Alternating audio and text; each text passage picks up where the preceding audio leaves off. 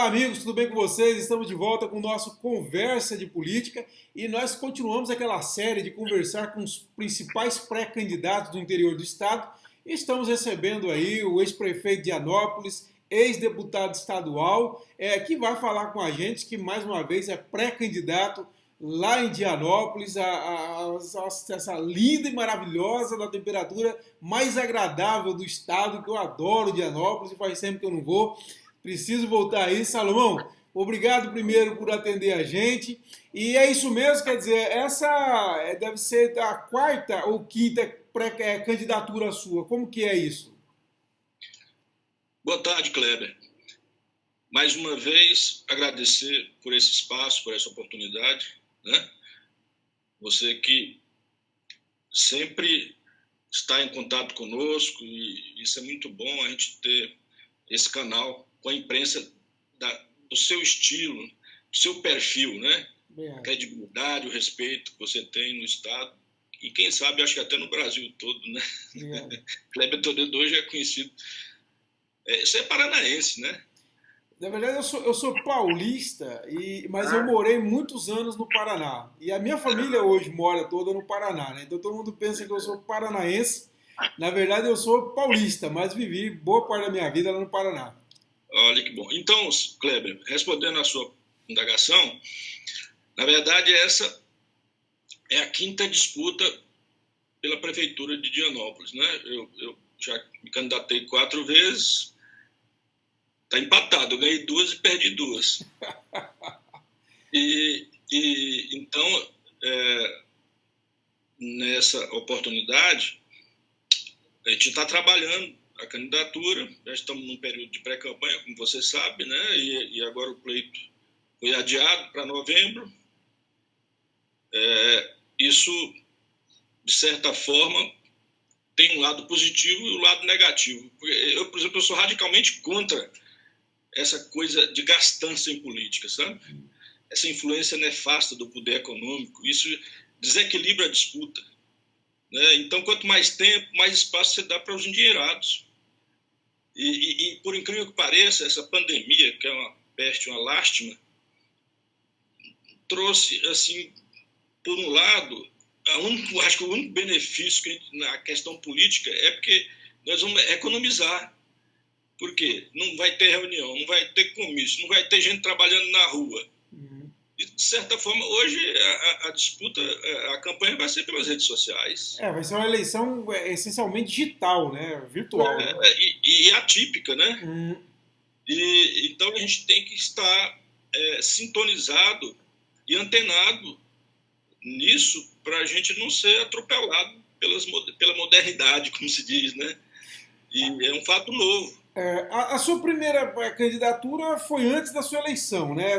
Foi em 2000 a sua primeira candidatura. Eu disputei com o Deodato e perdi. Depois eu tentei de novo e consegui me eleger e me reeleger. 2004, 2008, né?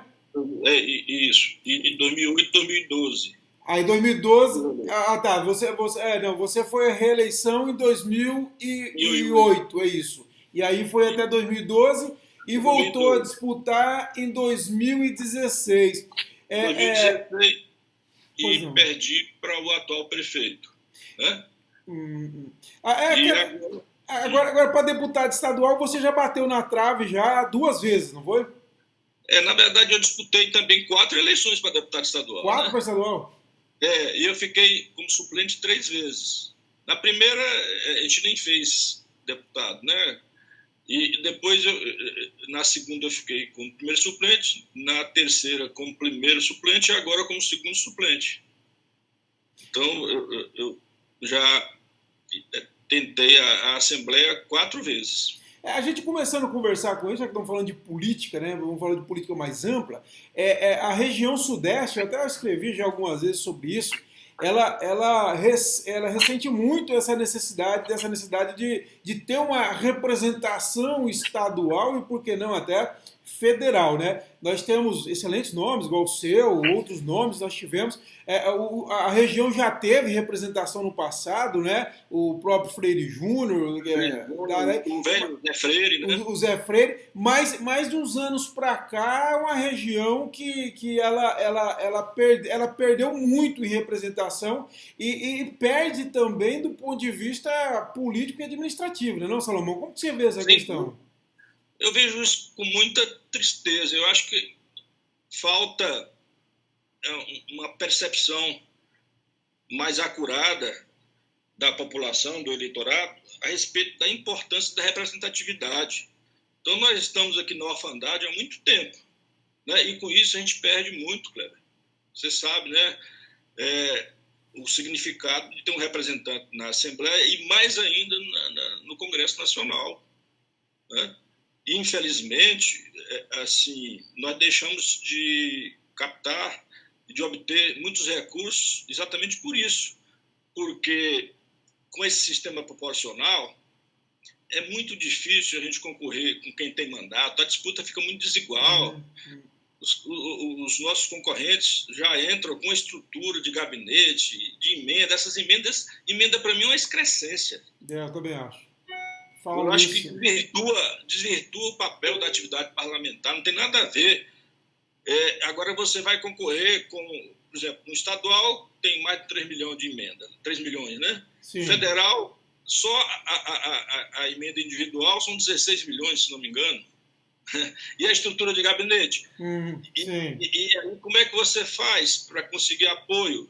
Fora o poder do mandato de você conseguir, por exemplo, arrumar e colocar cabo eleitoral na estrutura do Estado, na estrutura do município, na estrutura federal, é realmente um negócio muito desigual. É por isso que eu tenho assim um certo,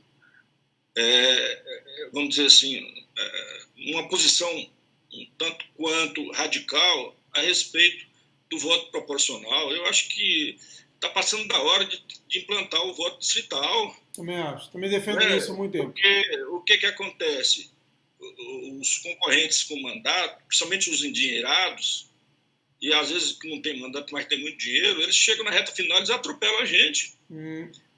E impressionante, né? O esquema é muito pesado. E acaba que a pessoa não tem compromisso com a região, né? Vai aí, pega os votos porque são paraquedistas, o Kleber, são paraquedistas. Os exemplos estão aí se repetindo, mas infelizmente a gente tem que fazer um trabalho de conscientização mais forte com a população, com o eleitorado. Mas, infelizmente, as próprias lideranças se deixam levar por essa questão do dinheiro, sabe? Infelizmente, a verdade é essa. Você tem razão. Eu acho que a liderança é a grande responsável, porque se a liderança tiver também uma conscientização e pregar isso também, a população vai comprar a ideia, não tenho dúvida disso. Exatamente. Prefeito, e em relação aos seus 2 mandatos, qual avaliação você sentiu que cumpriu aquilo que esperava? Como que você avaliou esses 2 mandatos seus na Prefeitura de Dianópolis? Olha, Kleber, o que eu posso... A gente falar da gente mesmo, é um pouco cabotino, né? Mas o que eu posso falar e comprovar é que nós conquistamos muita coisa e avançamos bastante em realizações e em transparência e honestidade, né? Que não deixa de ser uma obrigação de qualquer cidadão, principalmente quem lida com a coisa pública. Porque você tem que ser honesto em tudo. E nós, além de termos feito muita coisa assim em 8 anos, nós deixamos o município, a prefeitura organizada, com recurso, com dinheiro em caixa, com tudo pago, né? Nós não deixamos um centavo de dívida. Eu deixei 960 mil em caixa, livre. E dinheiro de fundo, somando tudo, nós criamos o FUNPREV, né, que é o Fundo de Previdência Municipal, juntando com os fundos que existem, né, que são recursos engessados, no caso da saúde, educação e desenvolvimento social, eu deixei mais de 7 milhões em caixa, com tudo pago. E assim, o que eu considero que é um orgulho para a gente foi que nós transformamos Dianópolis numa cidade universitária. Nós criamos a FADES, que era um sonho da estudantada do município, da região, que foi encampada depois pela Unitins, e hoje nós temos 3 cursos muito bons. Conseguimos trazer, na época de Fernando Haddad como ministro da Educação e Dilma presidente, o IF para Dianópolis. Hoje tem quase 700 alunos.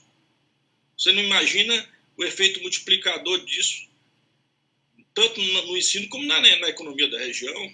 E, coincidentemente, foi inaugurado, quando prefeito, o projeto Manuel Alves, que eu considero que pode ser a redenção da nossa região. Né? Mas que, infelizmente, está andando a passo de tartaruga. Tem que desenvolver, tem que haver uma decisão política de implementar esse projeto na sua integralidade, na sua totalidade. São 20 mil hectares de área irrigada. E só está funcionando com 5 mil. E o que está impedindo, prefeito? O que está acontecendo para esse projeto não evoluir? Olha, com essas mudanças de governo, a coisa trava, né? Não tem sequência, né, Kleber? E já tem uma produção razoável, né? Sim. Estamos exportando bananas, vários produtos, só que in natura, meu amigo. In natura é uma das coisas que a gente defende, é ver se o projeto se completa e que haja industrialização para ter receita. Sim. In natura não tem tributo. É verdade. Geração de emprego, né? Poderia estar gerando muito emprego por aí. Né? Imagina se você conseguir industrializar a produção, tanto que isso beneficiaria o nosso município e os municípios da área de abrangência do projeto. Né? Então, acho que falta mais a vontade política. Né? Então, infelizmente, é um projeto que tem um significado incalculável para nós, mas que está patinando ainda. Né? Nós precisamos implementar esse projeto na sua totalidade. Né? E a gente defende muito também essa questão da industrialização, para gerar mais emprego e renda, inclusive receita para o Estado. Verdade. Que, tendo receita para o Estado, repassa uma parte para o município, lógico, do ICMS. Né? Salomão, em relação a 2016, você vai para a eleição de 2016 quando o PT estava no olho do furacão, né? Havia a cassação da Dilma, uma demonização do partido muito grande em todo o país, né? E aí você, de repente, é surpreendido por um candidato novato, um padre que ganha. Quer dizer, a que você atribui essa derrota de 2016? Você acha que se deveu a esse momento do PT, a novidade que surgiu, que foi o padre? Como você avaliou 2016? Você acertou na mosca as duas coisas juntas, Kleber. Primeiro, a novidade de um padre que, como pároco, foi empreendedor. A gente não tem como querer tapar o sol com a peneira, né? Ele conseguiu fazer, assim, estrategicamente, ele foi muito inteligente, porque ele soube aproveitar e misturar a fé com a política e o novo, né? E o tsunami, que foi o impeachment de Dilma, que repercutiu na base. Isso foi um desastre para nós. E olha, que eu saí de uma disputa para deputado com mais de 60% dos votos de Dianópolis. Eu tive 5.218 votos só em Dianópolis para deputado estadual. E com avaliação como prefeito de 84% de aprovação. Mas aí, com essa intercorrência, o que aconteceu? Foi igual estouro da boiada. Né? O povo se iludiu, né?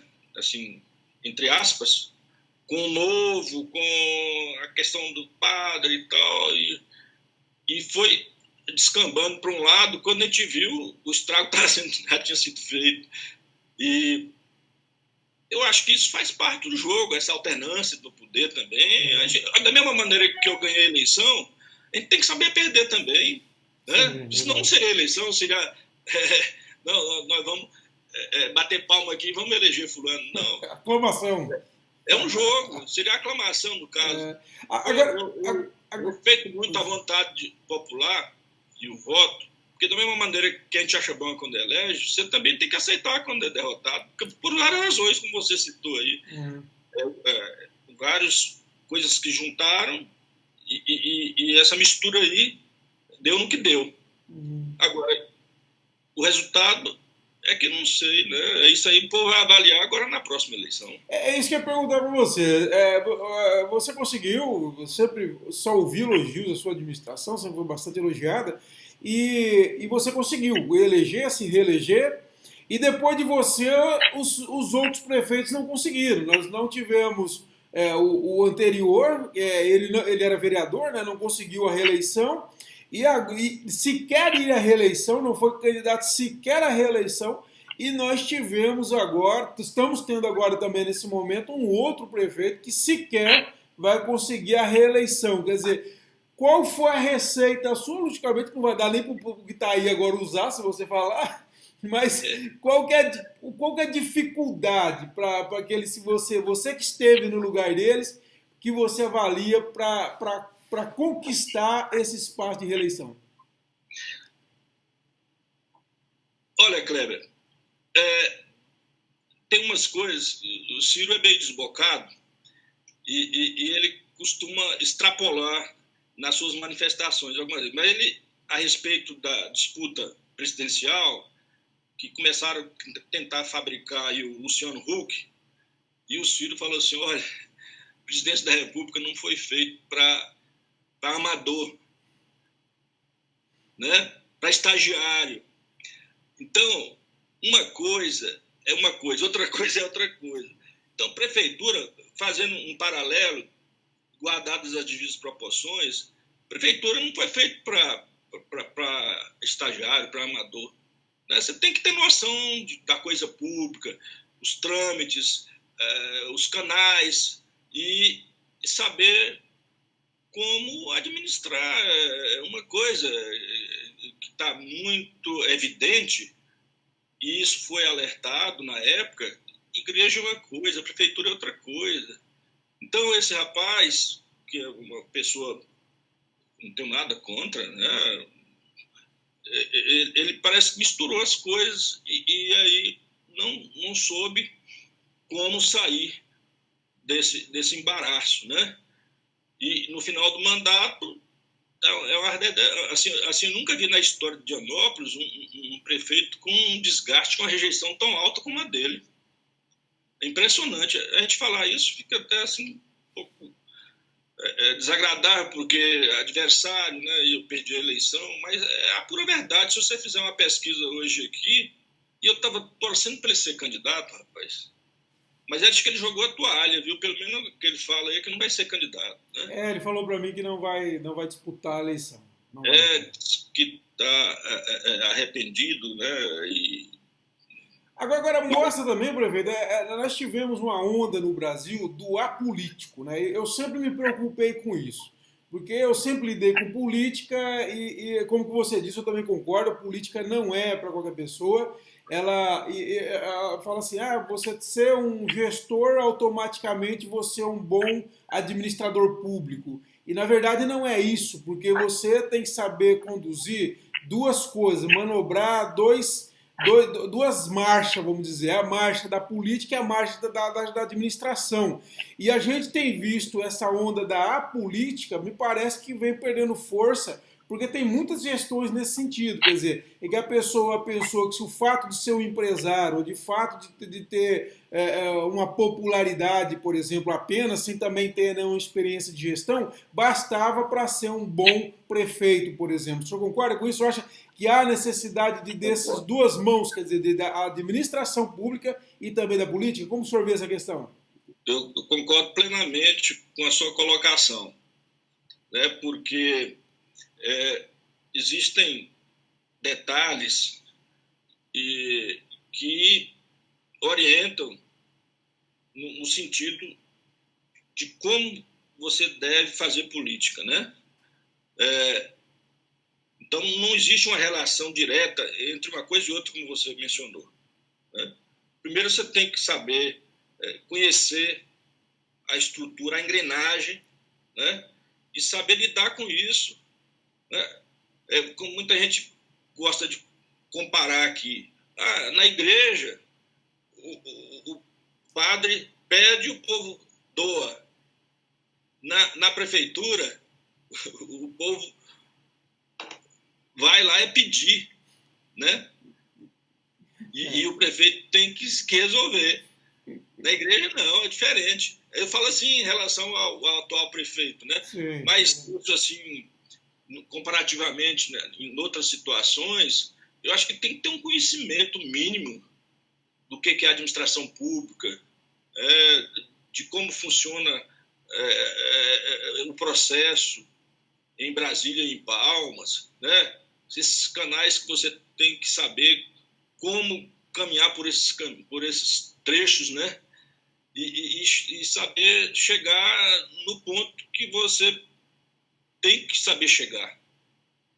Então, são detalhes e que muita gente se entusiasma só por achar que pode fazer, que pode acontecer, porque num ambiente diferente ele fez e aconteceu, mas na política é diferente.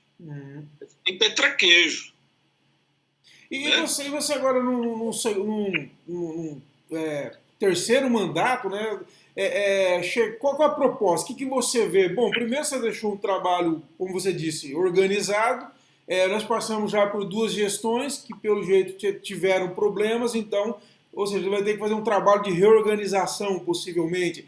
Mas, fora isso, o que você almeja com um outro mandato de prefeito? Olha, Kleber, o que eu imagino, por várias razões, é que nós temos vários problemas pela frente caso eu seja eleito. Primeiro, o município está totalmente às traças. O maquinário sucateado, as ruas esburacadas. Agora ele conseguiu uma emenda aí do ex-senador Ataídes que vai asfaltar umas ruas. Mas a cidade, se você vou te mandar umas fotos, você vai ver o caos que está a cidade. A zona rural nem se fala. Então é um abandono total. Então é um processo de recuperação que você vai ter que implementar de início. Né? E aliado a isso, vem o pós-pandemia. Como vai ser essa economia depois dessa pandemia? Até retomar o curso normal da economia. Questão de arrecadação e tudo, transferência. Né? Então, tudo isso tem que haver um planejamento estratégico muito bem feito, que é para você poder recuperar o tempo perdido. Eu acho que foram 4 anos de retrocesso. Aliás, 4 não, acho que até mais. Você mencionou bem a outra gestão, que não foi bem também. Né?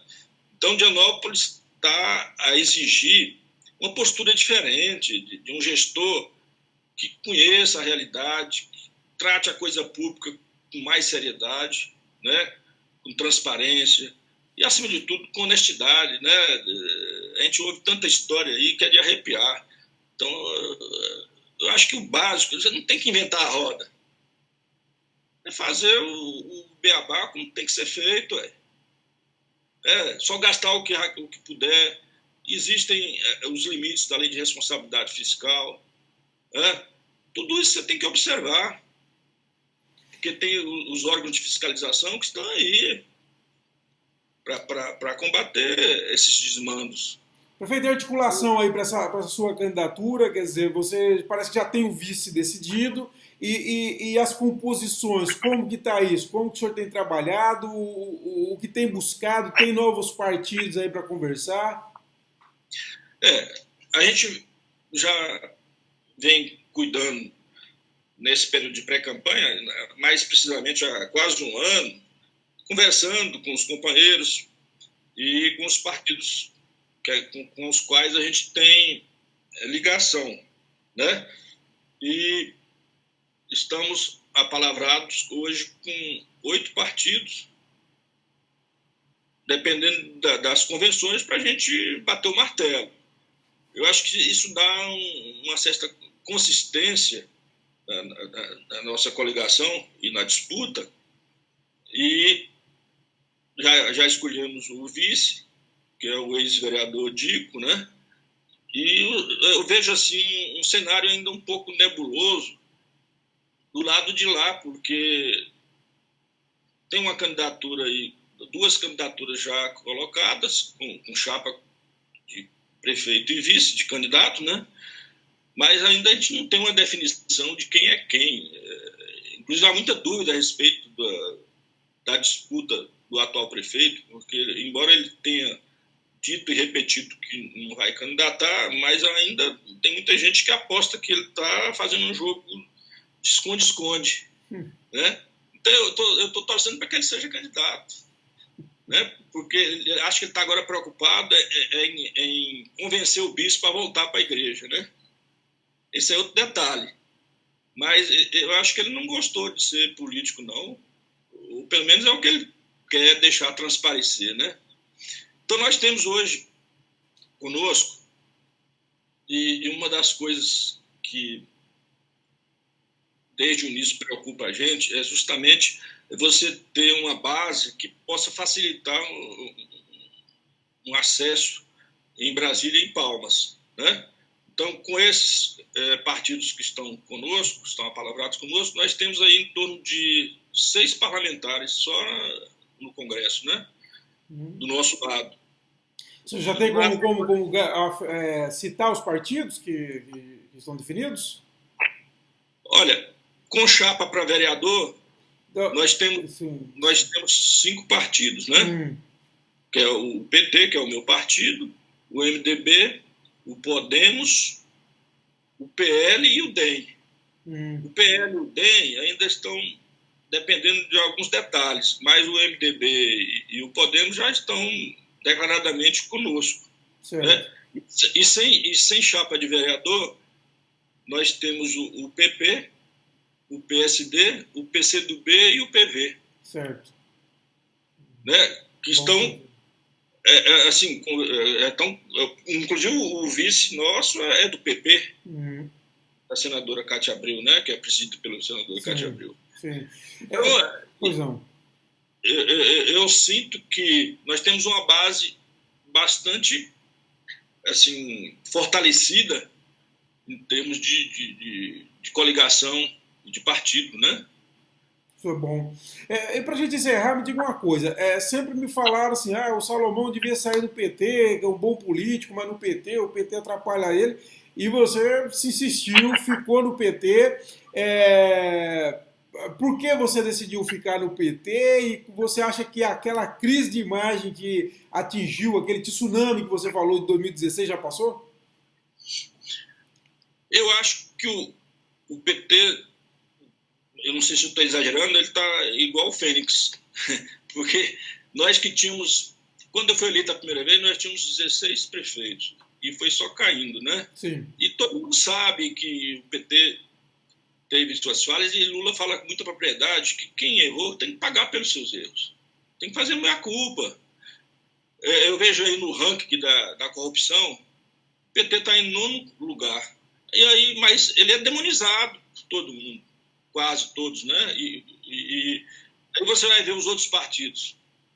Qual partido que não tem problema? Né? E aí você vai ver o que o PT fez por esse país e o que alegam que ele desfez. Eu acho que o saldo é bastante positivo. Né? Existem companheiros de primeira linha aí que estão compondo os quadros do partido, né? E eu tenho 23 anos que sou filiado ao PT e eu costumo brincar e dizer que eu sou Vasco e sou PT até morrer. É uma questão que está assim, enraizada demais, é coisa do coração também, né? E eu acredito muito e hoje, Kleber, se você for analisar de uma maneira desapaixonada, isenta, você vai ver que a verdade está surgindo. A questão da República do Paraná, da Intercept, com esses Moro da vida, esses Dallagnol, e esse psicopata que está aí na presidência da República.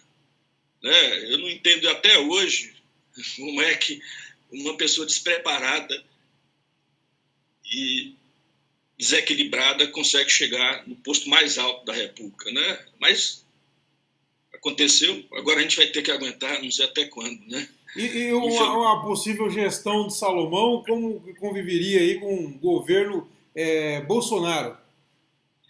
Pois é, agora veja bem,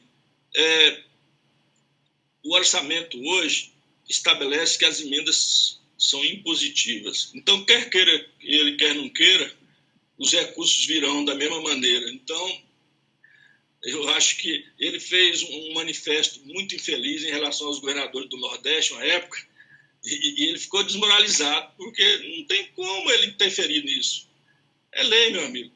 Então, ele vai espernear aí, zangar, mas os parlamentares que estão conosco destinarem os recursos, ele vai impedir? Isso é verdade. É mais uma falácia dele, é um jogo de cena que ele costuma fazer em quase tudo, né? Então, eu não tenho esse receio de ter dificuldade em Brasília pelos posicionamentos extravagantes dele, né? Tá certo então, prefeito. Olha, foi muito bom falar com você, fazia tempo que a gente não se falava e eu te desejo boa sorte aí na campanha. Essa é uma conversa inicial para a gente apresentar você aí para o Estado, as ideias iniciais, mas durante a campanha, com certeza, nós vamos estar falando aqui sobre propostas, aí sim, do plano de governo para você aí, para Dianópolis. Boa sorte aí na sua caminhada. Eu agradeço muito, inclusive, Kleber, só para encerrar, nós estamos fazendo um trabalho toda semana preparando o nosso plano de governo. Hoje mesmo então é uma coisa interessante porque você está discutindo com os companheiros, com a sociedade, né? É uma coisa muito própria do PT, essa questão participativa, né? E então nós já estamos elaborando, porque é uma obrigação, uma exigência legal de quando dá o registro da candidatura, você tem que apresentar o plano de governo. Então nós já estamos, inclusive, fazendo um trabalho nesse sentido. E eu quero, finalizando, te agradecer mais uma vez e dizer que foi uma honra muito grande poder estar conversando com você, você me conceder esse espaço privilegiado e dizer que eu estou aqui à disposição e a qualquer momento que for convocado estarei à sua disposição. Viu? Muito obrigado mesmo. Tá certo, prefeito, sempre simpático, sempre é bom falar com você, boa sorte aí na sua caminhada. E aí você viu, mais um pré-candidato, importante pré-candidato aí do interior do estado, e nós voltamos a qualquer momento com outra importante personalidade da política do Tocantins. Um abraço a todos e até a próxima.